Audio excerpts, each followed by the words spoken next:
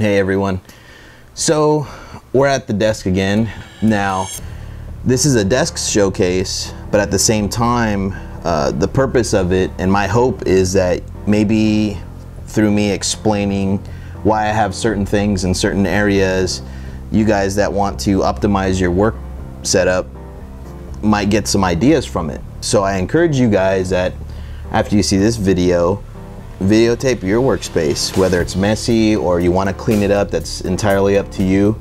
And you know, especially if there's unique things about your setup, it'd be cool to see that and for people to get ideas from it and maybe modify and things like that. So I get a lot of questions about tools and paints, and you know, someone gets a glimpse of my desk and they're like, hey, you know, what's that for and where'd you get it? What I'm gonna do is I'll just answer the questions in the description. So if there's something you see that you're wondering where you can get it or you want more information, what I'll do is I'll answer it in the description, and then I'll respond to your question saying, hey, I added it to the description. So then that way everyone gets the answers right there at the top. So yeah, I think that's pretty much it. We'll get into it. And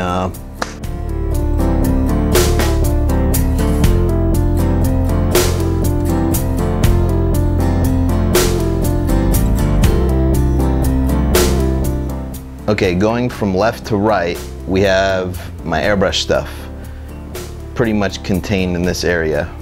The compressor is an Iwata Power Jet Pro. It's, I believe, the only one that Iwata has until you get up to the Shark, which is a couple $1,000s. It has dual regulators. It's basically made for a shop because you have dual outputs. You have 2 hoses, 2 regulators, 2 moisture traps, and the 2 regulators is cool because if you do detail stuff and you run at a lower PSI, you don't have to constantly adjust. But even if you did, it's kind of good to have the compressor up on your desk, because depending on where the regulator is located, I know Badger makes some, and there's other regulators that you can twist, which isn't really a big problem. But the Power Jet Pro, you can't really move these, the pressure gauges. So I have to be able to see whenever I'm making a setting how much pressure I'm getting out of these and whatnot. So I opt to have it on the desk rather than on the bottom. This has 2 airbrush mounts built onto the top of it, and then I have another one that holds up to 6 airbrushes. Windex, you will see this big bottle, Windex, use it to clean the airbrush. I will warn you though, because in one of my past videos I said, you know, use Windex to thin your paint, this and that. Ammonia-based products, which is the main ingredient in this Windex, can actually cause you to get a chest infection. You really want to wear a respirator of some sort. I don't thin my paints with Windex, but I do use it to clean, and we will get into what I actually thin my paints with in a little bit. But pretty much that's all my airbrush stuff. Since I'm left-handed, yeah, everything's on this left side so I can grab it. This is an airbrush cleaning station. Basically what it does is when you need to clean your airbrush and you're just flushing out large amounts of fluid, you just put the tip right in there, and there's a wall that all the paint and cleaning fluid sticks to, and it drops straight down. And any of the vapors that don't hit that wall and stick, there's a filter right here. I got it from TCP Global. If you guys want to know where to get it, I think it was $15 or $20. The ultrasonic is back here, and the thing about the ultrasonic is you really don't want to take an airbrush that you left overnight and just throw it in there. The purpose of it is to get all the little things that maybe you forgot.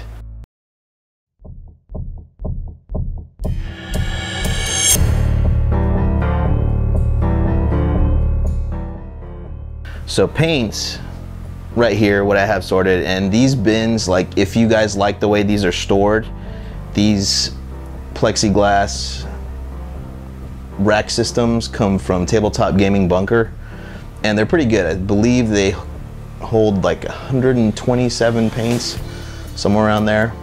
And these are all game color paints from Vallejo, and as you can see, I painted the tops of these. I airbrushed them. You probably don't have to do that. You can probably shake them up and make a dab on the just the end here, but it makes it easier for me when I'm painting to actually just look at them. And the cool thing about putting the paint on the top is that you might not notice it, some of the paints, they look different in the bottle from when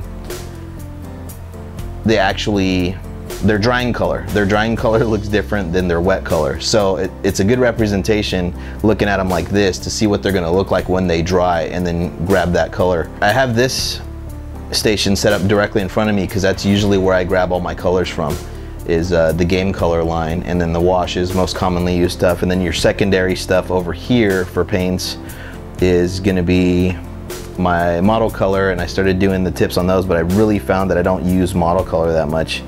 And then to the right is all of the Vallejo Model Air. This is my water cup, the APJ official water cup that says, don't drink the dirty water, just in case you drink coffee in the morning like I do. Don't set it next to this cup, but if you do, big warning right there.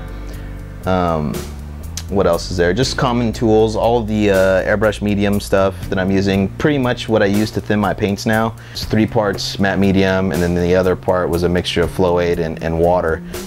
There's 2 cups that I have here. I got this cup and this one, and they're basically build boxes. They have a couple of the paint brushes that I like to use all the time, and I usually keep those close by in one of these holes closest to me. And all the other stuff is full of miscellaneous build things, dry brushes, whatever, things that I use frequently. And pretty much all the tools that I use for build and paint and stuff are just contained in those 2 cups. On this side is secondaries, stuff that I don't use all the time, but I do use it on a weekly basis, which is pigments. You'll see Secret Weapon miniatures. I have some from Earth Pigments, and then got all my glues and sealers and stuff like that, like your Squadron white putty, and different glues that I use for different things, and little mixing cups. These things I use when I'm mixing paint before I put it in the airbrush, and sometimes I'll do that if I'm using just a little bit of paint. I don't want it to all get sucked up by a mixing brush, anything like that. I'll mix them in here, or if I'm doing a large quantity, it works for everything. And I think it's like $10 for 100 of these. Now, you guys are probably wondering, and I think this is a big thing that people need to concentrate on, is the light that you work under. This light and that light over there, and this clamp light that I have just above the camera right here, these are all from Light, and they're full spectrum HD lamps. They really low heat, they don't use a lot of power, and they reduce bounce back glare that can fatigue your eyes. So pretty much, I mean, that's the rundown of the desk.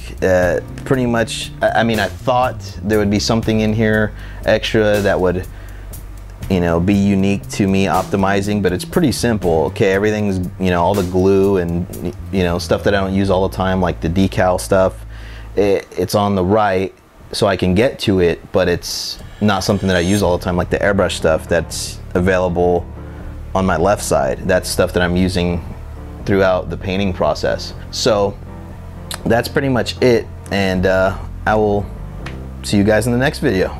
Thanks for watching.